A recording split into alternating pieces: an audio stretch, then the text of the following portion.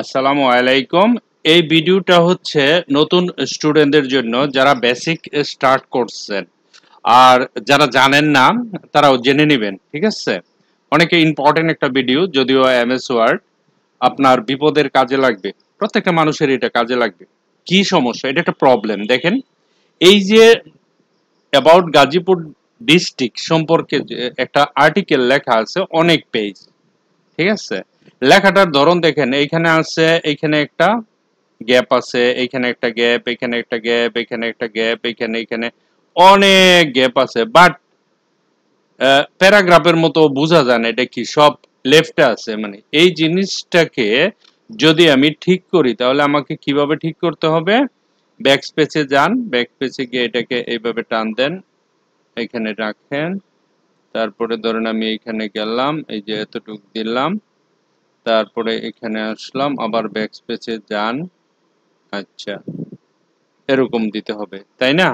এখন চিন্তা করেন, আমি যদি এইভাবে কাজ করতে থাকি, এইভাবে যদি আমি কাজ করতে থাকি, তাহলে এই পেজটা করতে আমার অনেক সময় লাগবে, তাই না?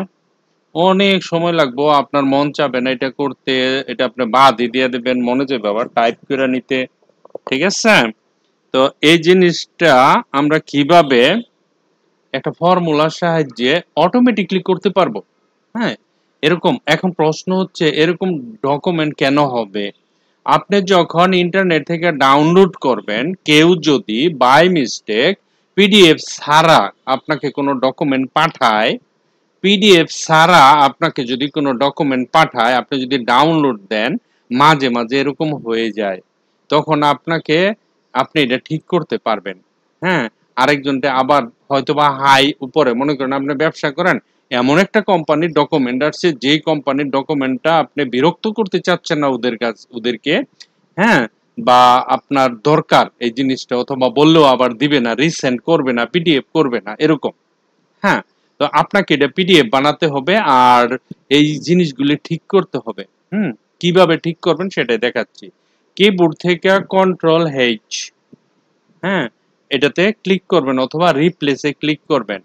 ক্লিক করার পরে না, সর্বপ্রথম আপনাকে কি করতে হবে? যে কোনো একটা জায়গাতে এই ভিতরে, এটার ভিতরে আনতে হবে, হ্যাঁ, ক্লিক করতে হবে।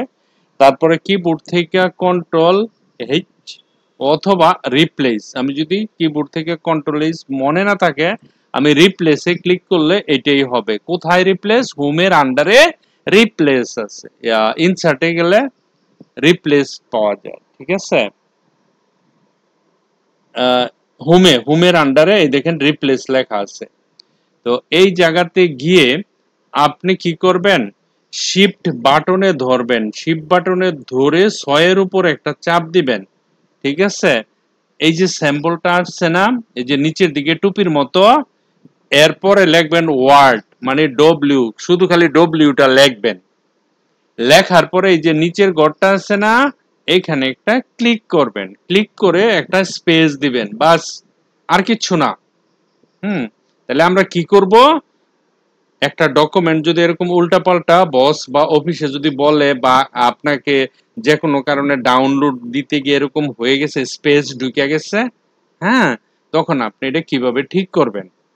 এখন প্রশ্ন হচ্ছে, সেটাকে ঠিক করতে গেলে একটা একটা করে ঠিক করতে হবে? নো, আপনি কেন অযথা পরিশ্রম করতে যাবেন? আপনি কম্পিউটার অপারেটর, আপনি কম্পিউটার চালান, সুতরাং কম্পিউটার দিয়ে আপনি সুযোগটা নেবেন। কম্পিউটারকে বলবেন, এ বেটা কম্পিউটার তুই এটা কর, আমি কেন একটা একটা করে করব? কম্পিউটারকে বইলা দেন আপনার স্পেসের দরকার নাই, সুন্দর করে প্যারাগ্রাফ গুলা বানাই দিতে, ঠিক আছে?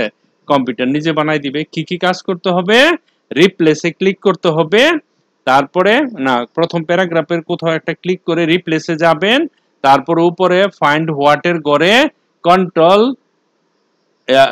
শিফট 6 এর উপরে বাটন আছে না কিবোর্ডের উপরে, 6 এর উপরে চাপ দিবেন, এরকম চিহ্ন আসবে, ঠিক আছে? শিফটে ধরে চাপ দিলে পরে একটা ডব্লিউ লিখবেন।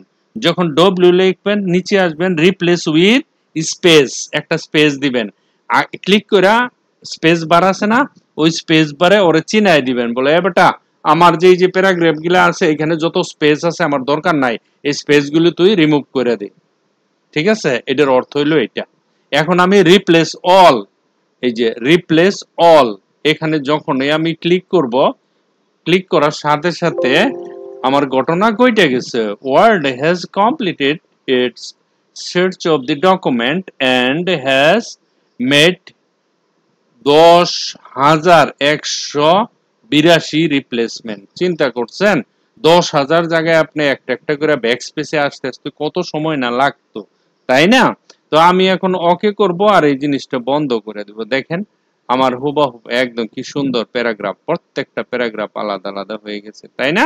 আমরা যদি এটাকে আরো ছোট করি তাহলে আমরা প্যারাগ্রাফ আকারে আরো বুঝতে পারবো। ঠিক আছে, আর একটু ছোট করি, দেখেন, তাহলে আপনি বুঝতে পারবেন যে এটা কি হয়েছে। দেখেন, এখন দেখেন, ঠিক আছে, আমার ডকুমেন্টটা কেমন আগোছালো ছিল না, অন্যরকম স্পেস ছিল, কত প্রবলেম ছিল, কত কিছু ছিল। দেখেন আমি ডকুমেন্টটা সুন্দর করে সাজিয়ে ফেললাম। ঠিক আছে, এইভাবে আপনাদের কাজটা করতে হবে। ঠিক আছে, আর এই ডকুমেন্টটাকে আমি পিডিএফ কিভাবে করব সেটা আপনারা সবাই জানেন। কিভাবে পিডিএফ করব, ধরেন প্রথম এটাকে আমাকে ডেস্কটপে সেভ করতে হবে। সর্বপ্রথম আমি ডেস্কটপে গেলাম, ডেস্কটপে গিয়ে তার একটা নাম দিলাম, ধরেন পিডি, নাম দিলাম পিডি, সেভ করলাম। ঠিক আছে, ডেস্কটপে সেভ করে দিলাম। তারপরে আবার ফাইলে গেলাম, আবার সেভ এস করলাম, কারণ আমি তো সেভ করতে পারবো না। তারপরে এইখানে গেলাম, যাওয়ার পরে ডেস্কটপে ক্লিক করলাম। ডেস্কটপে ক্লিক করার পরে এই যে পিডি নামে একটা ফোল্ডার অলরেডি আছে, তাই আমি এইখানে ডকুমেন্টটা চেঞ্জ করে শুধু পিডিএফ করে দিব, দ্যাটস ইট। তারপরে সেভ করব। দেখেন এটা আমাকে পিডিএফ এ সেভ হয়ে গেছে। দেখছেন কত সুন্দর না জিনিসটা?